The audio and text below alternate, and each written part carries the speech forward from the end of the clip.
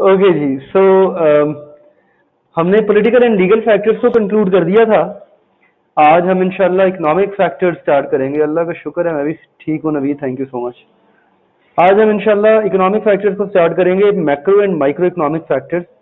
Economic determinants कौन कौन से होते हैं? what type of question examiner may ask from the economic factors? Again surprisingly economic factors का जो टॉपिक है ये पेस्टल के मॉडल के अंदर सबसे लेंथी टॉपिक है। अपने आप में पेस्टल जो है जी, वो आपने 2 पॉइंट लिखे हैं, मैं भी डिस्कस करता हूं उनको।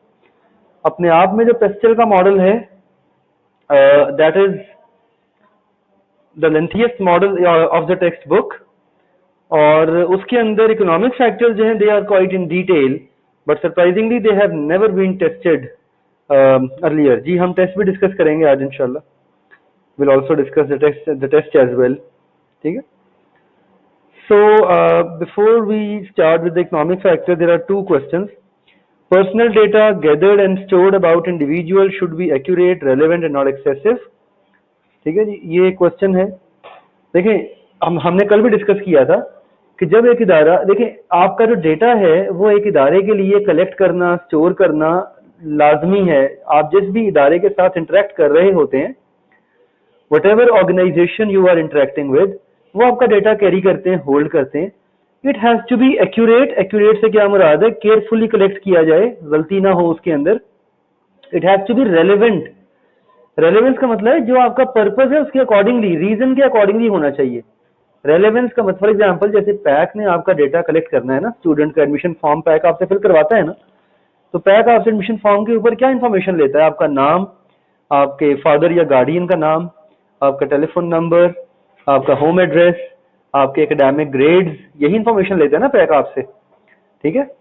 पैक कभी भी आपसे अपने, जी मैं उस तरफ ही आ रहा हूँ, पैक कभी भी आपसे ये तो नहीं पूछता कि आपने दोपहर खाने में क्या खाया था, आपको सब्जी कौन सी पसंद है, आपको दाल कौन सी पसंद है, क्योंकि वो डेटा रेलेवेंट नहीं है। अगर रेलेवेंट नहीं है तो फिर वो डेटा कलेक्ट करेंगे नहीं। अगर कलेक्ट करेंगे तो वो एक्सेसिव हो जाएगा। एक्सेसिव का मतलब होता है मोर देन रिक्वायर्ड। एक्सेसिव का मतलब होता है something which is more than required. तो अगर आप डेटा रेलेवेंट ही इकट्ठा कर रहे हैं तो अंडरस्टूड है कि वो एक्सेसिव नहीं है, वो उतना ही है जितना रिक्वायर्ड है। इसी तरह अगर एक मार्केटिंग फर्म डेटा कलेक्ट कर रही है कस्टमर से रिगार्डिंग द कस्टमर प्रेफरेंस और कस्टमर चॉइसेस, तो वो डेटा उतना ही इकट्ठा करेंगे जितना रेलेवेंट है और जितना एक्सेसिव नहीं है, जितना रिक्वायर्ड है। ऑलराइट। दूसरा क्वेश्चन किया था नवीद ने, एंटी कोलूजन रेगुलेशन। देखें कोलूजन का मतलब होता है when two organization or more than two organization come together for a secret or joint agreement that could affect public। जब दो या दो से ज्यादा इदारे, और नॉर्मली ये जो सीक्रेट या जॉइंट एग्रीमेंट होता है नॉर्मली ये प्राइस का होता है, normally it is about pricing. जब दो या दो से ज्यादा इदारे आपस में कोल्यूड कर जाएं, ठीक है, कोलूजन occurs when two or more businesses secretly agree to do something, for example to raise prices। जैसे प्राइस कार्टल्स होते हैं, एग्जैक्टली जिस तरह प्राइस कार्टल्स होते हैं, जिस तरह ऑटोमोबाइल मैन्युफैक्चरर्स पाकिस्तान में अपनी प्राइसेस को सीक्रेटली सेट करते हैं और बड़ा केयरफुली एक दूसरे के साथ मैच करके प्राइस सेटिंग करते हैं। चंद फ्यू थाउजेंड का डिफरेंस होता है। इससे क्या होता है? कंपटीशन आप अवॉइड कर जाते हैं, यू कैन अवॉइड कंपटीशन। ठीक है। तो that is a criminal offence. Offence कहते हैं गुनाह को, तो ये क्रिमिनल ऑफेंस है, ये गुनाह है, और इसके लिए फिर बाकायदा सजा होती है बास कंट्रीज के अंदर। ठीक है जी।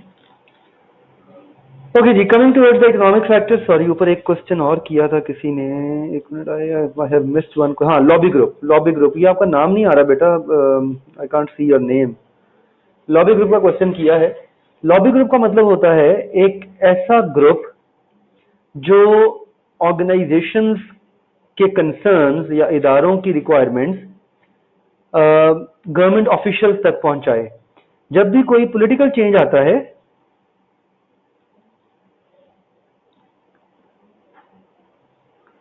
वो तो उन्होंने, देखो एक तो फैक्ट है ही है ना कि करेंसी डेप्रिशिएट हो रही है पाकिस्तान की, इंपोर्ट्स महंगी हो रही हैं, तो ऑटोमेटिकली प्राइसेस बढ़ रही हैं, ये तो फैक्ट है ही है। लेकिन वो जो इतनी क्लोज प्राइस सेटिंग करते हैं, वो जो इतनी क्लोज प्राइस सेटिंग करते हैं, दैट इज द प्रॉब्लम कि वहां पे वो कार्टल बना लेते हैं कि ठीक है हम फिर अननेसेसरी हाई प्रॉफिट्स चार्ज करेंगे और हम उसके अगेंस्ट इतने प्रॉफिट्स लेंगे, ठीक है। और इसमें फिर गवर्नमेंट का भी बड़ा कंट्रीब्यूशन होता है, गवर्नमेंट भी इसमें रोल प्ले करती है। ओके अलीशा, लॉबिंग का मतलब होता है when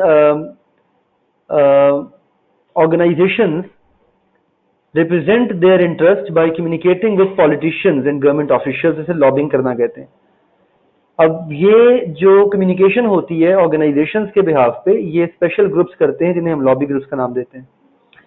So lobby group basically the group of individuals or a specialist firm that actively represents the interest of a company or a whole industry with politicians, government bodies, government officials, उन तक वो खदशात का इजहार करते हैं।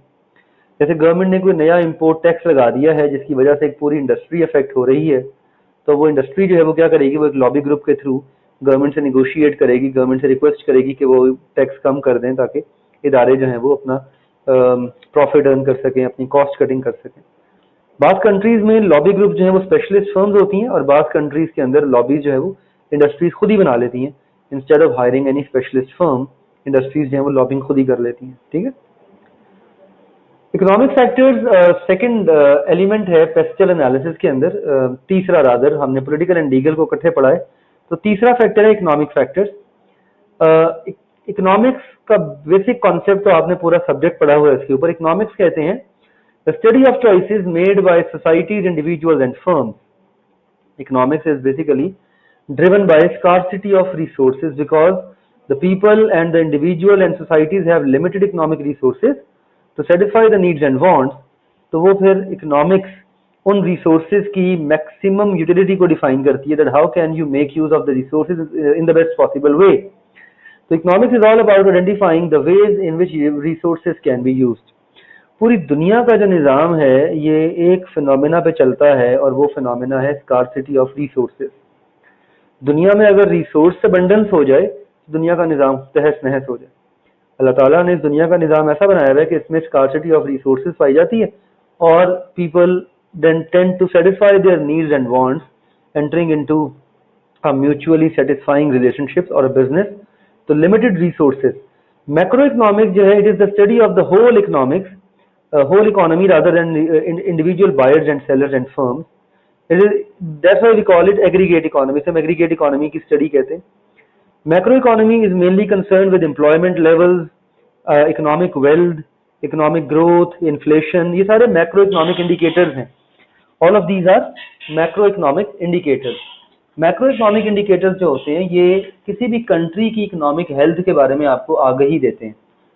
Macro economic indicators जो होते हैं they let us know about the health of the economy of a country. Macro economic indicators हमें किसी भी कंट्री के इकोनॉमिक हेल्थ के बारे में इंफॉर्मेशन देते हैं, that how the economy of a country is performing. Let me right a few macro economic indicators for you. Macro economics का जो एरिया है that is one of the most critical area. Students को मेरा ख्याल है ज़्यादा problem भी इसी एरिया में आती है मैक्रो इकोनॉमिक्स के अंदर। इसके बरक्स माइक्रो इकोनॉमिक्स जो है वो स्टूडेंट इजीली स्टडी कर लेते हैं। माइक्रो इकोनॉमिक्स के अंदर इतनी ज़्यादा कोई दुश्वारी नहीं है। सर हम दोनों लेवल्स को डिस्कस करेंगे, will be talking about both. हम मैक्रो भी पढ़ेंगे, हम माइक्रो भी पढ़ेंगे। मैक्रो के अंदर हम डिस्कस करेंगे सबसे पहले गवर्नमेंट के इकोनॉमिक पॉलिसी एम्स क्या होते हैं मैक्रो इकोनॉमिक्स के हवाले से। In the head of macro economics we are mainly concerned about the economic policy aims of the government. ठीक है, गवर्नमेंट के इकोनॉमिक पॉलिसी एम्स क्या होते हैं।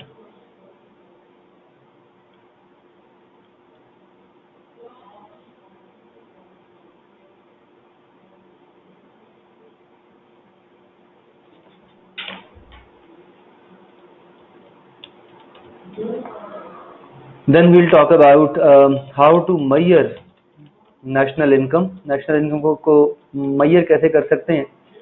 तीन तरीके होते हैं, अगेन आप लोगों ने पढ़ा हुआ है। Income approach, output approach and expenditure approach. Expenditure approach is the most common approach, ठीक है, जिसमें आप जीडीपी मेजर करते हैं। Then we will discuss macroeconomic indicators, फिर हम कुछ मैक्रो इकोनॉमिक इंडिकेटर्स को डिस्कस करेंगे। सबसे पहला इंडिकेटर है इन्फ्लेशन। इन्फ्लेशन का impact of inflation on national income और economic activity, impact of inflation on wealth distribution. Then we'll talk about economic cycle को discuss करेंगे। Then we will discuss interest rates. Then we will discuss balance of payments या international payment disequilibrium। कोई नया word तो नहीं मैं use कर रहा ना?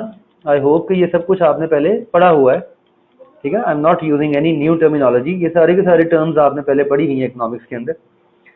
Then we will shed some light on exchange rates, ठीक है। Then we will discuss monetary and fiscal policy, you see. So these are some of the macro economic determinants और मैक्रो इकोनॉमिक फैक्टर्स, ठीक है। ये macro economic factors हैं। और macro economic factors जो हैं किसी भी कंट्री के अंदर ये बड़े क्रिटिकल होते हैं to understand the overall growth and overall behaviour of the economy of the country. किसी भी मुल्क के अंदर जो इकोनॉमी है उसके बिहेवियर या उसके ग्रोथ को इंडिकेट करने के लिए हम मैक्रो इकोनॉमिक फैक्टर्स को यूज करते हैं। We use macro economic factors. तो हम ये बेसिकली एक सिंपल सा एक रोड मैप है मैक्रो इकोनॉमिक फैक्टर्स का जो भी हम डिस्कस करेंगे। तो मैक्रो इकोनॉमिक के अंदर हम नेशनल इनकम की बात करते हैं, इन्फ्लेशन की बात करते हैं। हाँ, एक इंपॉर्टेंट फैक्टर रह गया which is employment. One important factor we just skipped over here, that is employment और unemployment, ठीक है। employment एक important factor है जो हम डिस्कस करते हैं, ठीक है। तो मैक्रो इकोनॉमिक फैक्टर्स के अंदर there are different indicators। हाँ, मैं आज इंशाल्लाह भेज दूंगा, माइंड मैप आज आपको मिल जाएगा इंशाल्लाह। I'll send it today, मैं नहीं भेज सका अभी तक। इसी तरह micro economics is the economy of the study of individual choices of firms and buyers and sellers, how individual economic decisions are driven by prices, cost and satisfaction। तो micro economic determinants कौन कौन से होते हैं micro economics के अंदर? हमारे पास कॉस्ट है, इनकम है, डिमांड एंड सप्लाई है, मार्केट फोर्सेज हैं, ठीक है। So these are the micro economic indicators. Micro economy कदरे आसान है, you definitely would have felt a bit more comfortable studying microeconomics as compared to macroeconomics। Micro study करते हुए आपने बेहतर फैक्टर्स को देखा होगा, ठीक है ना। इन अ सेंस के उसमें अंडरस्टैंडिंग थोड़ी सी प्रिसाइज हो जाती है, थोड़ी सी बेहतर हो जाती है। So that is micro economic factors. Macro and micro are also very much link together. Obviously micro factors ही मैक्रो फैक्टर्स को डिटर्मिन करते हैं। For example demand and supply will determine कि ओवरऑल कंजम्पशन पैटर्न क्या है country के अंदर, ठीक है। One product, one price, one household, one consumer, ये सारे माइक्रो इकोनॉमिक लेवल हैं। मैक्रो इकोनॉमिक्स के अंदर we basically deal with general equilibrium setup where we simultaneously analyse three main agents in an economy. तीन agents होते हैं, household, firms and government. किसी भी इकोनॉमी के अंदर तीन मेन एजेंट्स होते हैं जो हम मैक्रो लेवल पे डिस्कस करते हैं। We talk about it at the macro level. ये तीन एजेंट्स होते हैं, आपके हाउस होल्ड, आपके government and then there are the firms, the producers, ठीक है। और ये फर्म्स, हाउस होल्ड और जो प्रोड्यूसर्स हैं ये प्रिसाइजली इन तीनों लेवल्स के ऊपर अपना अपना रोल प्ले करते हैं। तो functioning of these agents is basically interlinked and this interlinked develop aggregate economy. इन तीनों एजेंट्स की जो फंक्शनिंग है वो इंटरलिंक्ड है और यही इंटरलिंक जो है ये एग्रीगेट इकोनॉमी को पैदा करता है। This interlink produces aggregate economy. ये इंटरलिंक ही एग्रीगेट इकोनॉमी को डेवलप करता है, ठीक है। तो बेसिकली हम मैक्रो इकोनॉमिक्स में एक एग्रीगेट आउटकम के लिए कंसर्न होते हैं ऑफ द एंटायर इकोनॉमी, ठीक है। किसी भी मैक्रो इकोनॉमिक्स के अंदर गवर्नमेंट का जो मैक्रो इकोनॉमिक पॉलिसी एम होता है, गवर्नमेंट का इकोनॉमिक पॉलिसी एम क्या होता है? गवर्नमेंट की इकोनॉमिक पॉलिसी एम बड़े सिंपल होते हैं। फॉर एग्जांपल फुल एम्प्लॉयमेंट को अचीव करना, फॉर एग्जांपल इन्फ्लेशन को कंट्रोल करना, नेशनल इनकम ग्रोथ को एनकरेज करना, नेशनल इनकम ग्रोथ को फोर्सी करना, इसी। और इकोनॉमिक पॉलिसी एम क्या हो सकता है गवर्नमेंट का? इंटरेस्ट रेट्स को कंट्रोल करना, इसी। तो जितने भी आपके मैक्रो इकोनॉमिक इंडिकेटर्स हैं वो सारे के सारे गवर्नमेंट के इकोनॉमिक पॉलिसी एम्स में आ जाते हैं। जितने भी हमारे मैक्रो इकोनॉमिक इंडिकेटर्स हैं, all of these become economic policy aims of the government. और गवर्नमेंट जो है they are the prime stakeholder of the economic policy of a country. Government prime stakeholder होती है economic policy का, और economic policy से हवाले से सारे डिसीजन गवर्नमेंट लेती है, इकोनॉमिस्ट लेते हैं, ठीक है। तो इसमें सबसे जो इम्पोर्टेंट कंसर्न होता है that is how to measure national economy और economic activity, how to measure activity in the national economy, जिसे हम नेशनल इनकम कहते हैं, which is measured as GDP और जीएनपी। जीडीपी और जीएनपी का फर्क मालूम है किसी को? Anyone who can comment on GDP and GNP? कोई जीडीपी और जीएनपी के फर्क पे कमेंट कर सके?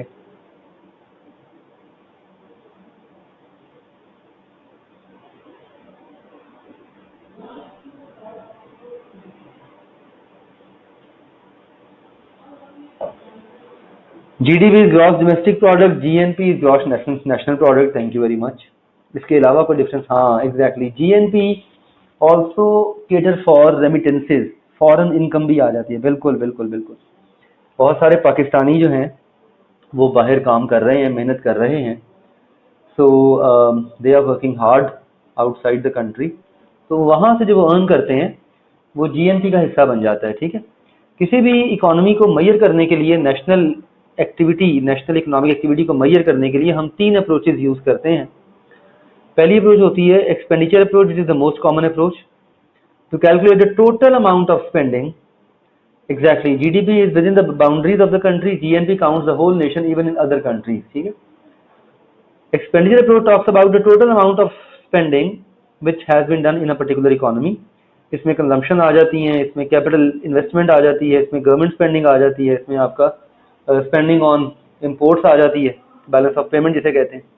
Income approach only measures the total income earned by everyone in the country during a certain period. Output approach only concerns about the total value of output produced by all the industries in a particular economy. एक country के अंदर सारी की सारी industries ने मिलके क्या produce किया है। So the most common approach is expenditure approach. This is the most common approach and the most comprehensive one. ये सबसे comprehensive approach है, ठीक है। Obviously हम इसकी डिटेल में नहीं जाएंगे, हम और पेपर में एग्जामिनर कभी भी आपसे क्वेश्चन नहीं पूछेगा कि आप किस तरह से ये कैलकुलेट करते हैं। इस पे क्वेश्चन आएगा कंसेप्चुअल लेवल का। एक्सपेंडिचर अप्रोच के वाला फॉर्मूला याद है सबको? बड़ा जीता जागता सा फॉर्मूला है, बड़ा मशहूर फॉर्मूला है, C + I + G। C is consumption, I is investment, long term investment, G is government spending, X are the exports and M are the imports. Very simple formula.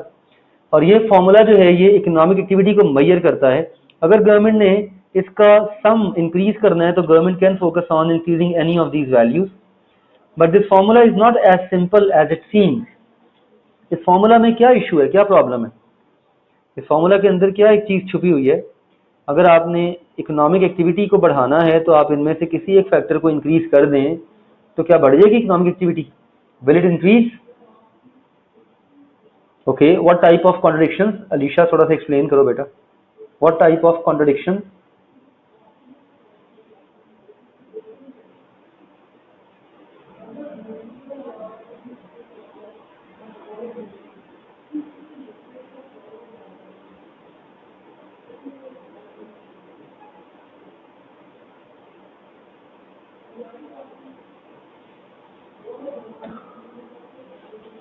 Exactly, शाबाश, thank you very much. आप एक factor को increase करेंगे तो एक factor जो है वो गिर जाएगा।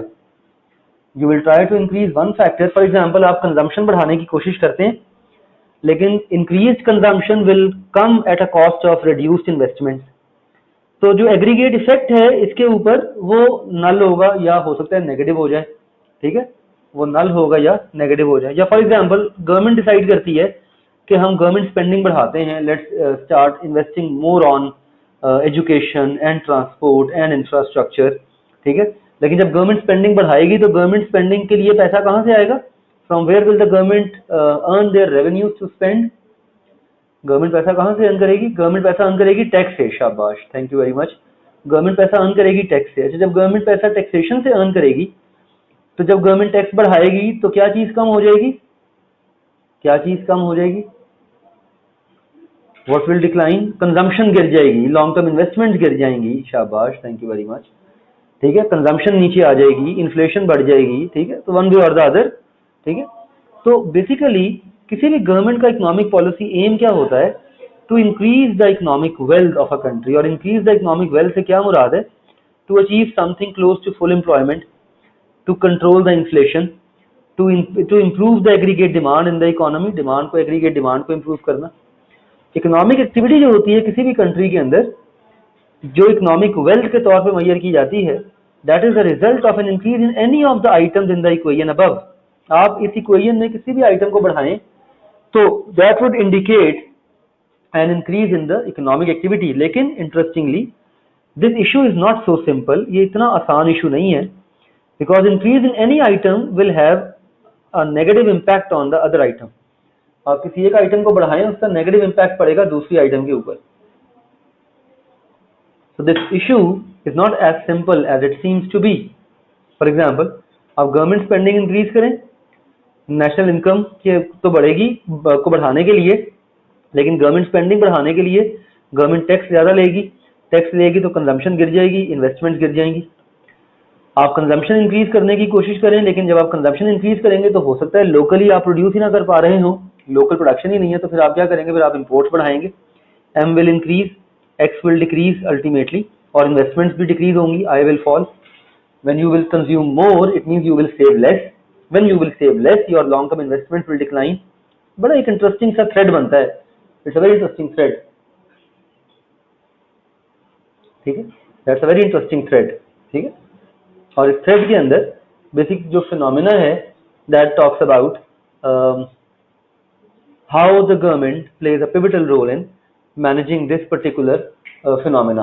कल वाला भेजिए, मैं भी अपडेट करता हूँ। ओके, तो ये इसके अंदर एक इंपॉर्टेंट फिनोमिना है गवर्नमेंट इकोनॉमिक पॉलिसी, ये जब डिस्कस किया, so that is what we talked about right now. हमने इकोनॉमिक पॉलिसी एम्स को डिस्कस कर लिया, गवर्नमेंट की इकोनॉमिक पॉलिसी एम्स क्या होते हैं, how to measure national income को डिस्कस कर लिया।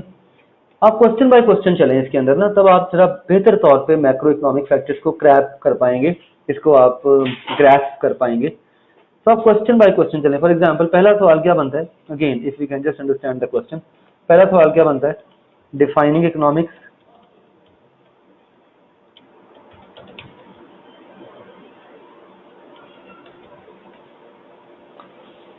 BMBS का जो टेस्ट है वो अब इस फ्राइडे को नहीं होगा, क्योंकि इस वीक में हम फेस्टिवल पूरा कंक्लूड करेंगे, टेस्ट आपका नेक्स्ट वीक में होगा, ठीक है। जो सेकंड टेस्ट हुआ था second half of the chapter का, वो हम इंशाल्लाह डिस्कस करेंगे। इकोनॉमिक्स को डिफाइन करना, मैक्रो और माइक्रो इकोनॉमिक्स को डिफाइन करना, ठीक है, ये पहला क्वेश्चन हो गया। दूसरा क्वेश्चन इसमें आ सकता है मैक्रो इकोनॉमिक फैक्टर्स के ऊपर, what is economic policy, economic policy क्या होती है, what is economic policy, then how to measure national economic activity, how to measure activity in the national economy, ये क्वेश्चन हो सकता है, इसकी 3 अप्रोचेज हैं, ठीक है। हाँ बिल्कुल आ सकता है, short question 2-3 marks, yes yes, micro macro की डेफिनेशन आ सकती है, डिफरेंस भी आ सकता है। फिर एक्सपेंडिचर अप्रोच, ठीक है, फिर गवर्नमेंट की इकोनॉमिक पॉलिसी एम्स, ये इंपॉर्टेंट क्वेश्चन है, short question, what are the economic policy aim of a government, government के इकोनॉमिक पॉलिसी एम्स क्या होते हैं। और उसके बाद फिर आता है इकोनॉमिक साइकिल, इकोनॉमिक साइकिल का भी आपने कॉन्सेप्ट पढ़ा होगा, ये अभी ऊपर वाला पैराग्राफ स्किप करें, ये पहले हम इन्फ्लेशन पढ़ेंगे, फिर हम इन्फ्लेशन और इनकम ग्रोथ को कंपेयर करेंगे, तो अभी हम सिर्फ इकोनॉमिक साइकिल की बात करते हैं। Economic cycle basically is a term that is used to describe the behaviour of national income over a span of time, whether it is increasing or decreasing from one year to the other year. So economic cycle is basically the behavior of national income over time. Economic cycle जो है ये behaviour है आपके national income का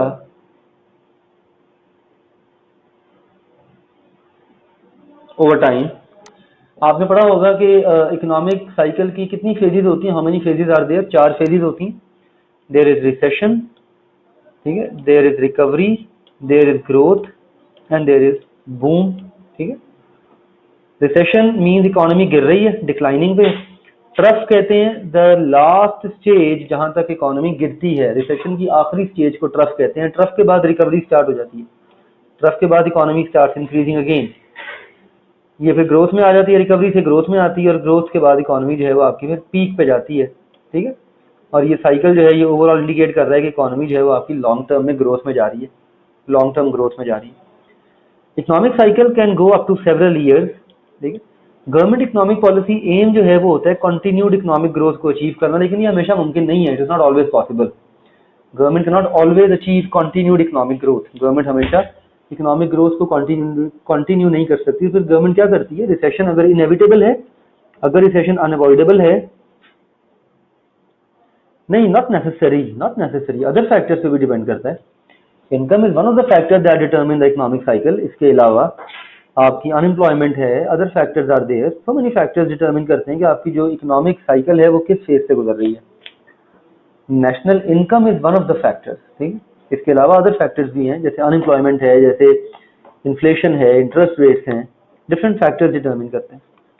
अगर recession unavoidable है, नागुज़ीर हो गया है, तो आप गवर्नमेंट अच्छी पॉलिसीज के थ्रू रिसेशन को कम करने की कोशिश करती है, to cut it as soon as possible, ठीक है, एज शॉर्ट एज पॉसिबल, इसको कम से कम रखने की कोशिश करती है।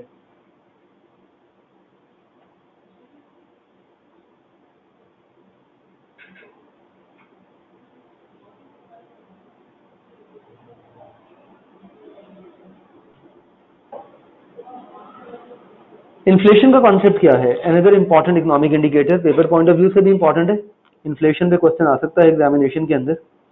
इन्फ्लेशन कहते हैं rise in price over time, over time जब कीमतें बढ़ती हैं गुड्स की, कमोडिटीज की, तो हम कहते हैं इन्फ्लेशन आ रही है, increase in price level over time.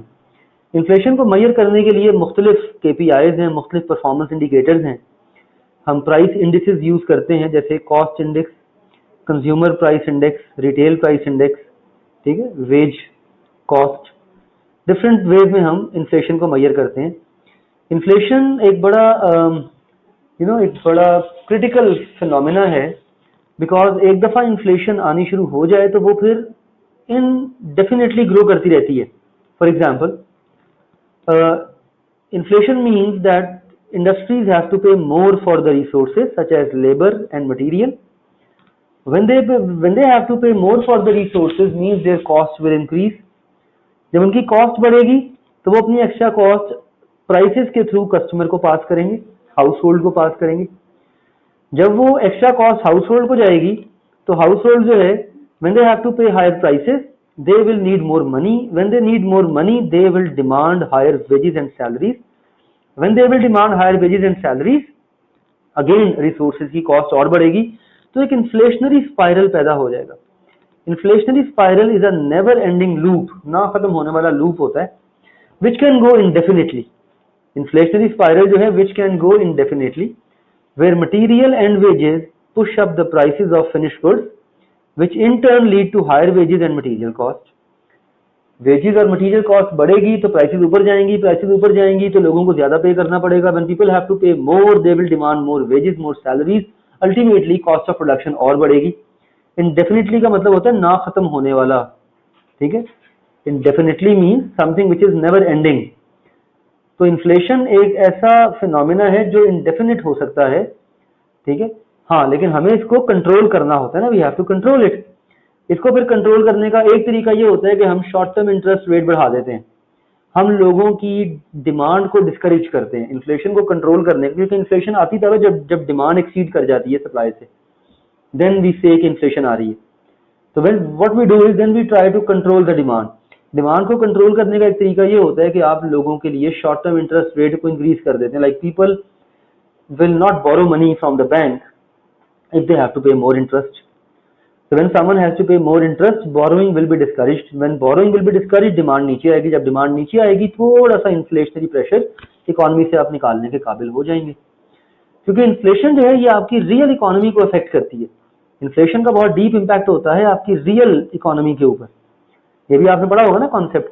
Real economy जो होती है, real economy is equal to national income rise minus inflation. This is the formula of real economy. Okay, let's have a 2 minutes pause. 2 minute का pause कर.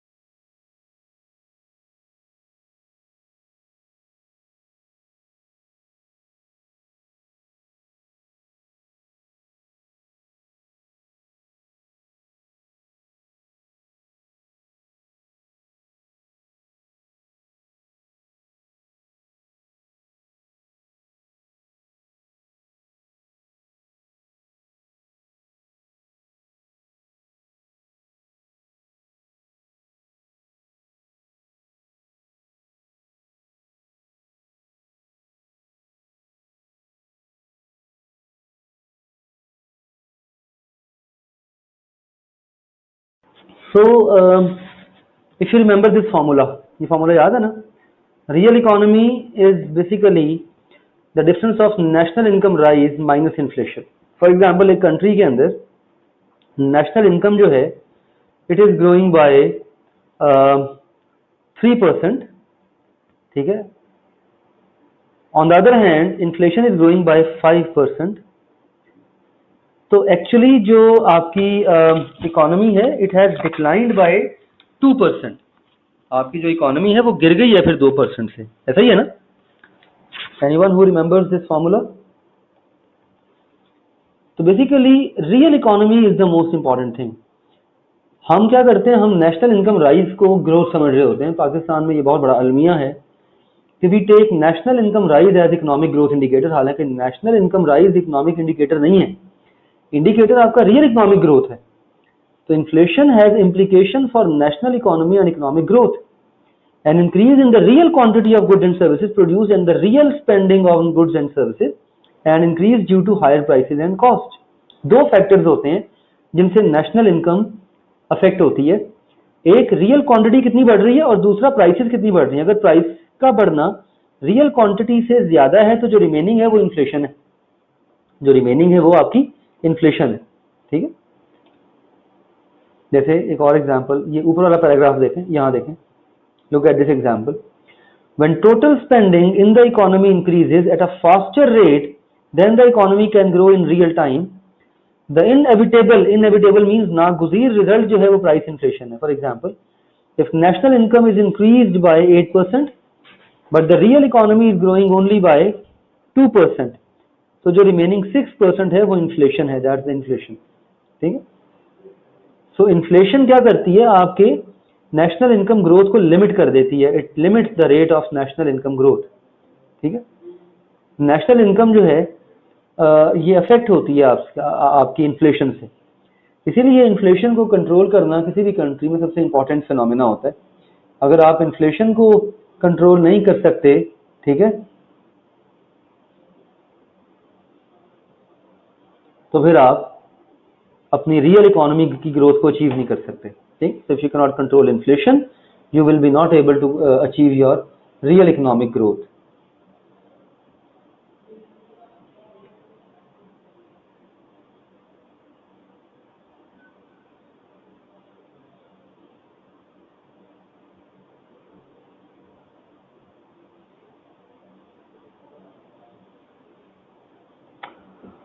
Okay जी, मेरा ख्याल है काफ़ी है आज के लिए कंटेंट।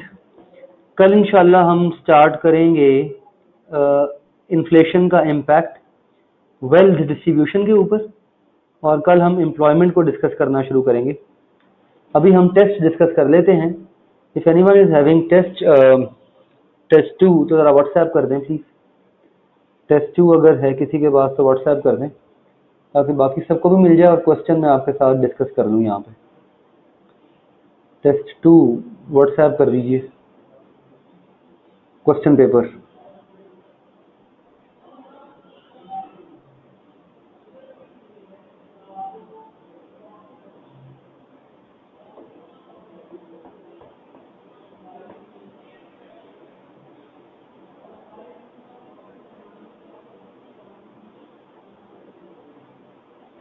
ओके जी, सो ये आ गया chapter number first second half का test. Let me bring it on the screen. इसको मैं स्क्रीन पे ले आऊँ, 1 मिनट।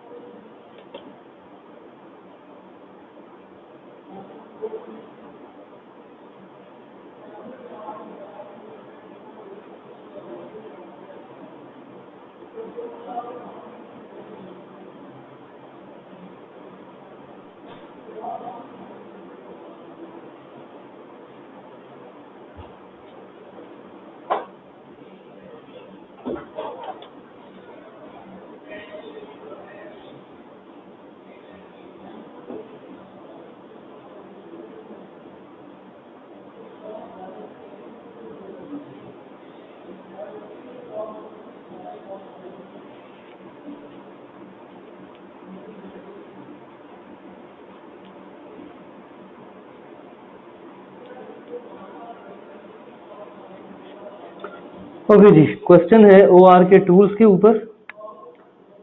आपको सही टूल आइडेंटिफाई करना है। I hope you can read it. Public managers periodically plan relatively complex project. Again word project आ गया है। अंडरस्टूड है कि इंटरडिपेंडेंस नेटवर्क आपने डिस्कस करना है, तो ये नेटवर्क एनालिसिस है। Company XYZ is well known for market competition, law and economic bargaining. This is game theory. The policy of company XYZ in dealing with customer is that the customers are served one at a time. ज़ाहिबा हमने inflation तक discuss किया है, economic distribution of wealth से ऊपर ऊपर।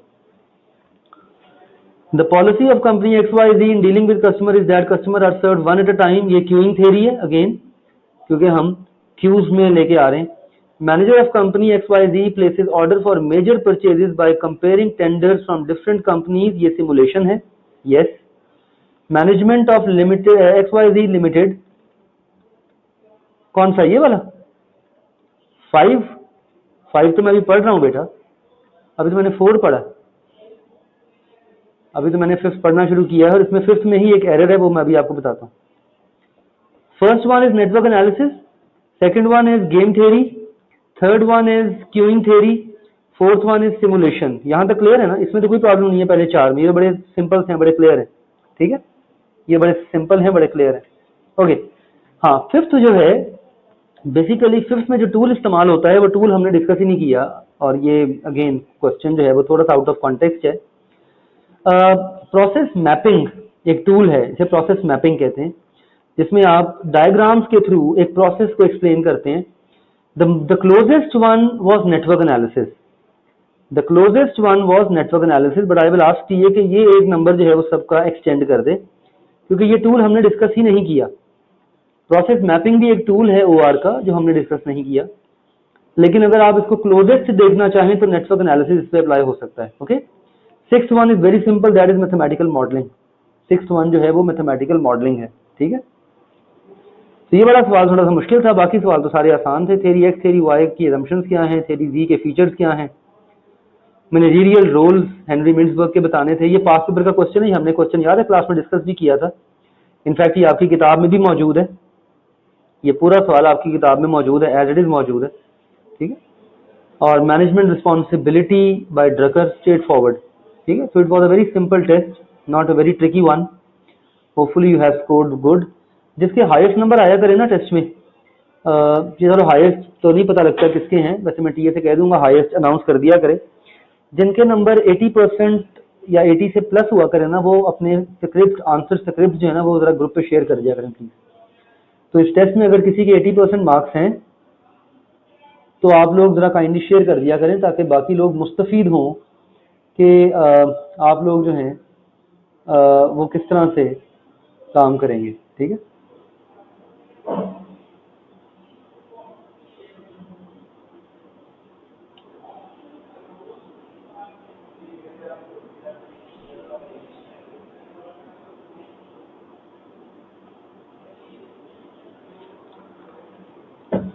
चलें share कर दीजिएगा, ठीक है जी। कल कंटिन्यू करेंगे इंशाल्लाह, कल हम इंशाल्लाह इकोनॉमिक फैक्टर्स को कंटिन्यू करेंगे। हाँ sure Naveed, you may call me, but इसके बाद मेरे क्लास है फौरन बाद। You may call me after 9:45, 9:45 के बाद कॉल कर सकते हैं, ठीक है। जायबा अपना जरा आंसर स्क्रिप्ट शेयर कर देना ग्रुप पे, तो let people know about your expression, how you presented the answer, heading कैसे दी आपने, ठीक है। जिनके 80% प्लस मार्क्स होते हैं वो खुद ही शेयर कर दिया करें अपने अपने आंसर, ठीक है। ओके जी, थैंक यू, अल्लाह हाफिज, थैंक यू।